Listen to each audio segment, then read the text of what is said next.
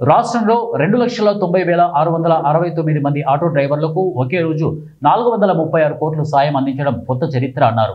Vinukonda MLA chief whip జీవి ఆంజనేయులు తమ నియోజకవర్గంలోనే 1,161 మంది లబ్ధిదారుల ఖాతాల్లో 1.74 కోట్లను జమ చేయడం ఎంతో సంతోషాన్ని ఇస్తోందని వారు అన్నారు. వినుకొండలో ఆటో డ్రైవర్ల సేవలో పథకం ఉత్సాహంగా ప్రారంభమైంది. నర్సరావుపేట రోడ్డులో ఇక ఎన్ఎస్పి కాల్వకట్ట, బస్టాండ్ సెంటర్, ఇక స్తూపం సెంటర్ మీదుగా మున్సిపల్ ఆఫీస్ వరకు ఆటోల భారీ ర్యాలీతో ఈ కార్యక్రమాన్ని శ్రీకారం చుట్టారు. చీఫ్ విప్ జీవి కాకి చొక్కా ధరించి స్వయంగా ఆటో నడిపారు. అనంతరం మాట్లాడుతూ ఎన్నికల హామీల్లో లేకపోయినా ఉచిత బస్సు ప్రయాణం వల్ల వారికి జరిగే నష్టం భర్తీకే చంద్రబాబు ఈ నిర్ణయం తీసుకున్నారని వారు తెలియజేశారు.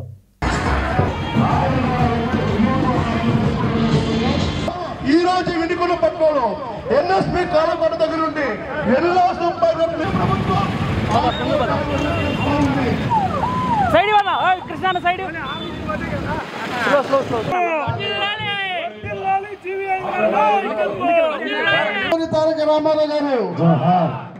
ఈ దసరా పండుగ సందర్భంగా ఆటో డ్రైవర్లని ఆదుకోవడం కోసం ఆటో సేవా పథకాన్ని అందించారు మన ముఖ్యమంత్రి చంద్రబాబు నాయుడు గారు. ఓ చక్కటి పథకాన్ని గత ప్రభుత్వం 260 కోట్లు అందిస్తే మన చంద్రన్న ప్రభుత్వం, మన ఎన్డీఏ ప్రభుత్వం 436 కోట్లు అందజేసింది.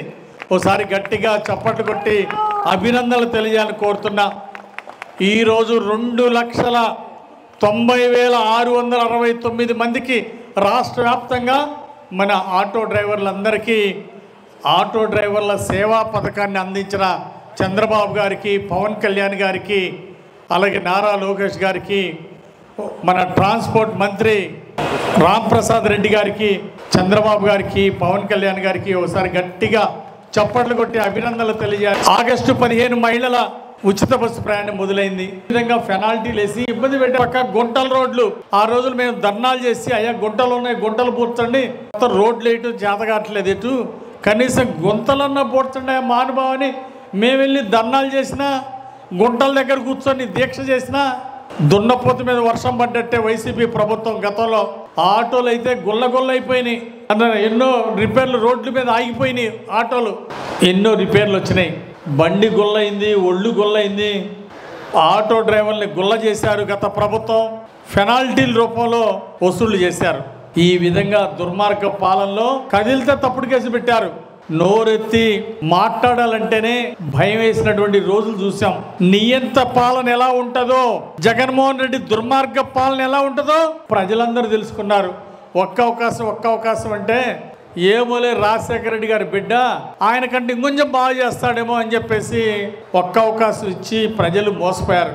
ఇప్పుడు అర్థమైంది, ఈ అవకాశం కాదు ఆయన ఇంకోసారి భవిష్యత్తులో ఈ జగన్మోహన్ రెడ్డి ప్రభుత్వం రాకూడదని రాష్ట్ర వ్యాప్తంగా ప్రజలు నిర్ణయించుకున్నారు.